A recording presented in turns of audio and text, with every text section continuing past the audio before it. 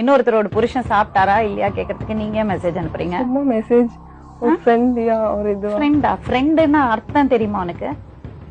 அதுதான் மேடம் இப்ப இந்த மாதிரி ஆயிடுச்சு. இப்ப ஒண்ணுமே பண்ண முடியாது. எந்த மாதிரி ஆயிடுச்சு? அதுக்கு தான் சொல்றது அடங்கி இருக்கணும்னு. ஃப்ரெண்டுன்னு இந்த மாதிரி கூத்து அடிக்கிறது. ஒரு குடும்பம் தெருவில் வந்து நின்னதுல நான் இப்ப அவங்களை எதுவுமே சொல்லல மேடம். எதுவுமே ஒரு பக்கம் இருக்கிறேன்னு தான் சொல்றேன். ஆஹா, நான் ஒரு பக்கம் அடிச்சது போ. நில்லுங்க. எங்க உட்கார போறீங்க? பங்கு போட்டுக்கலாம் சொல்றாங்க. ஒரு பாதி இந்த பக்கம் அனுப்புங்க, இன்னொரு பாதி இந்த பக்கம் அனுப்புங்க. பண்ணுங்க பாக்கலாம். அப்ப நீங்க 2 பொண்டாட்டி வச்சுக்கலாம். ஒரு சைடு இங்க போனோம், இன்னொரு சைடு இங்க போனோம். உங்க மனைவிட்ட போய் உட்காருங்க. பாத்தியா, இதுதான் உண்மை. கணவர்